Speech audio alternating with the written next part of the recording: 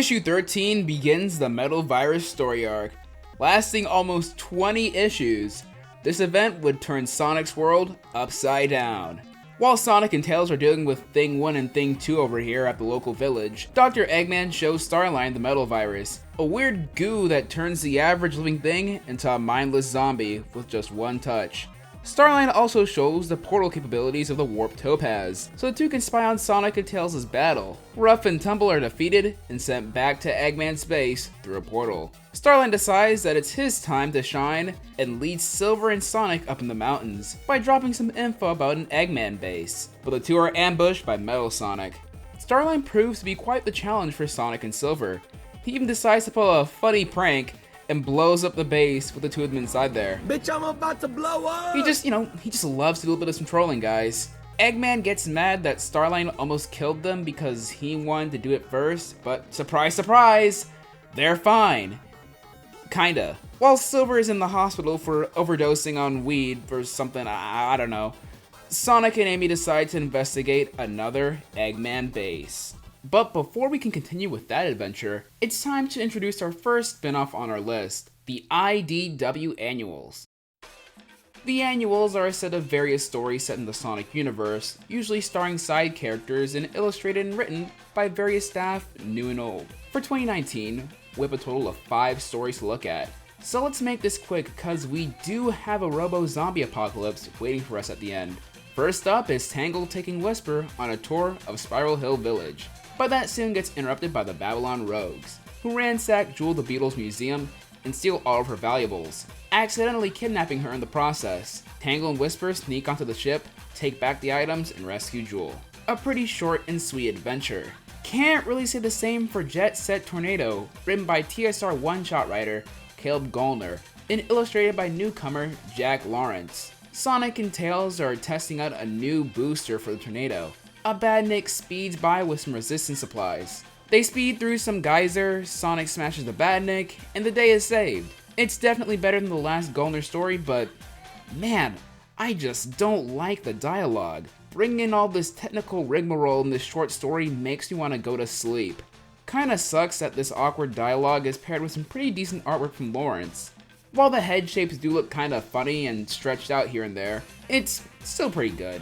Victory Garden brings in Evan Stanley back into the writing department with Gigi Duttrex. Blaze finds Silver and Lil Bro has no idea how to start creating a marijuana garden. Despite me not being a fan of Cornball Silver and IDW, I do have to admit that this story is pretty nice. Blaze drops some pretty inspirational quotes for Silver on listening and providing for his plants, and the artwork is gorgeous. Stanley's paint-esque coloring gives us a beautiful look. For Stanley's first story in IDW, it's wonderful.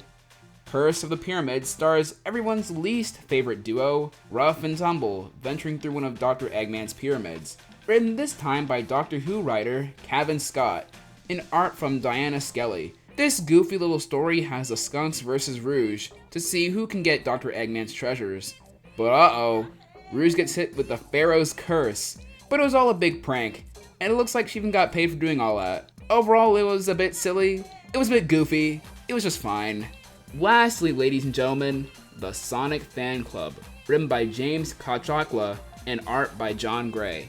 It's easily the biggest nothing burger of the stories. A bunch of kids start a club, they fight an egg pond, Tangle pulls up, but kinda fumbles the job, but thankfully Sonic saved the day, and thus ends our first annual. Overall, the side stories were fun. It was great to see the comic having some sort of outlet to focus on the side characters a bit. The addition of having multiple artists and writers helped each story to stand out. With the exception of the Gollner story, this was a fun time. But anyway, back to the main event. While Sonic and Amy are exploring generic Eggman base number 4, Eggman finally decides to put the Metal Virus on the streets, and uses Ruff and Tumble as test subjects. When the duo resort to using Plan B, they get glazed and turn into Zombots, and poor Sonic just caught the case of Metal Virus 2. The stakes get higher as only the temporary cure at this point is Sonic speed. Eggman launches the Face Ship, an airship that dumps nothing but Metal Virus goo all over the place. Things are looking pretty grim for the heroes, as the Face Ship makes its way to New York and starts dumping more ooze. Sonic meets up with the Chaotix and try their best to round up as many survivors as possible, but poor Sonic can only help out for so long until the virus consumes him. Then we get hit with Charmy trying to save an infected person the team left behind. This is just foreshadowing one of the many really stupid decisions that the crew makes to keep this story going. So get used to this happening a lot. Eggman finds out that the Zombots have stopped responding to vocal commands. Starline does question why Eggman didn't think of this happening, and if there's some sort of plan to control it, which he didn't think of. This soon has Starline questioning the man he's been idolizing from the start. A don't meet your heroes kind of moment for him. As Sonic heads to Vanilla's house, he's stopped by Gemerald, who tells him that he's gotta go. And to be honest, Gemerald is kinda right here. Sonic is a threat with all of that Zombot glaze on him, and so are the Zombots. But soon Cream is brought into the scene to essentially nerf Gemerald for plot convenience. So Gemerald does make a compromise and stop them in a non-lethal manner. Sonic helps get Cream and Vanilla out of their house, and he soon gets a call from a Latina over in Chicago. So Sonic and Team Dark pull up in Chicago to fight more Zombots and save more people. But wait, hold up. Where's Shadow? Huh?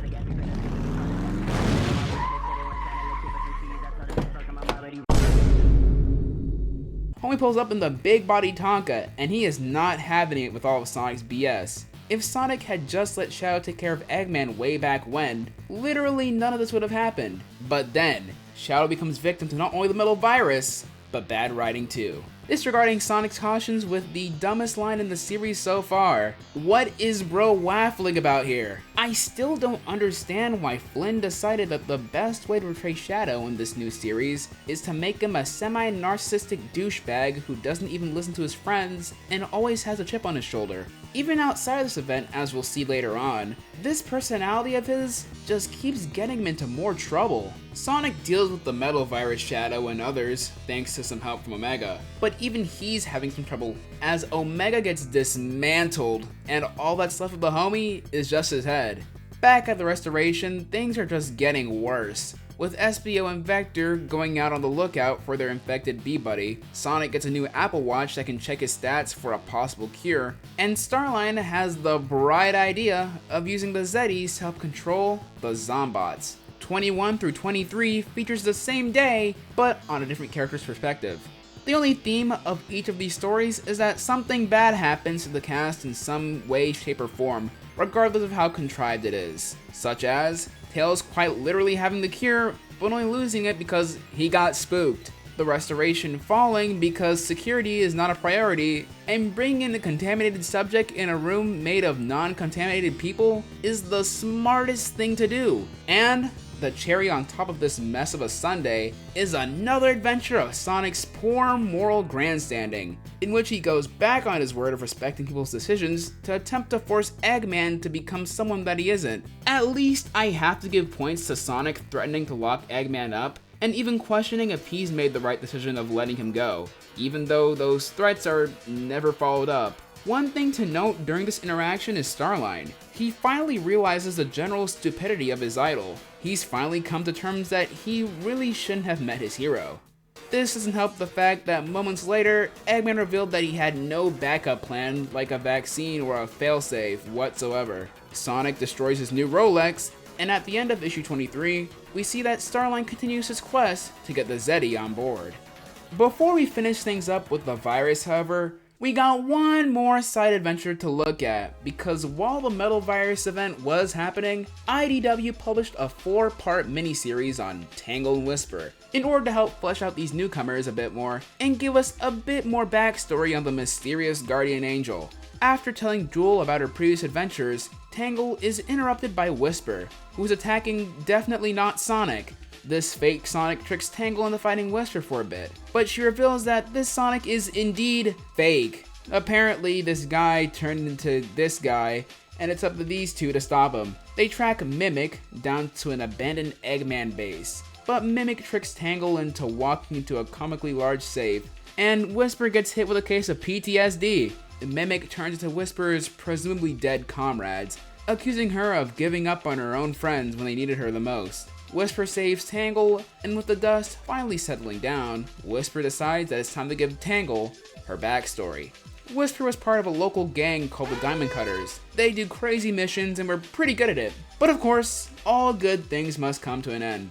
And one of their members, Mimic, essentially sold out their group to Dr. Eggman. The Diamond Cutters are killed by shadow androids, and because of this event, Whisper has dedicated herself to continue the fight in their legacy as the Guardian Angel. Tangle decides to stick by her side no matter what, and the finale of this adventure takes place back at the original Diamond Cutter base. As Whisper battles the Badniks, Tangle and Mimic in the meantime fight, but Mimic proves to be quite the challenge. Whisper pulls up on him and is soon about to shoot Mimic, but Tangle decides that instead of her doing that, they should put him in a cell so that he will remember his failure? What? Mimic gets put in the gas chamber and the two of them leave their separate paths. Tangle and Whisper is a fantastic, emotionally driven story that focuses on the themes of forgiveness with Whisper and the loss of her crew. While the last part of this adventure did feel anticlimactic, I gotta say, 3 out of 4 isn't that bad at all. Anyways, back to the Metal Virus.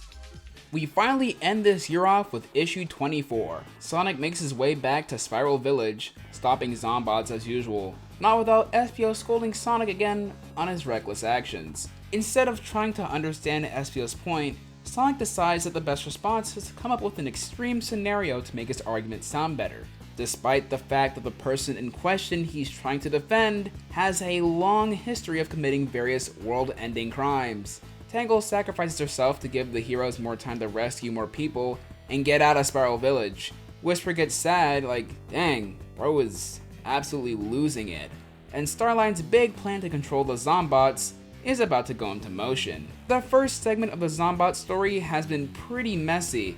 While the premise is a fun concept and the beginning really does show how powerless the heroes are, it soon develops into a domino effect of everyone committing low IQ tactics to artificially extend this already long story. Our main character becomes the center of contention, as he doesn't want to take full blame on something that has costed the lives of many, and would rather manipulate his friends again into still believing that he was in the right all this time. The Metal Virus is a case of having a great concept, but abysmal execution as the story progresses.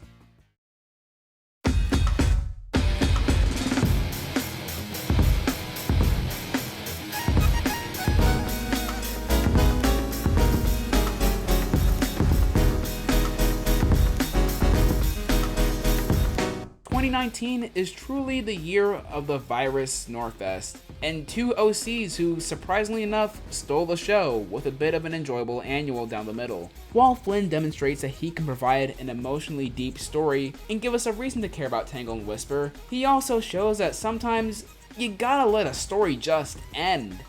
And the Metal Virus is no exception. We're almost done with this storyline, as 2020 delivers us the end of the Metal Virus saga.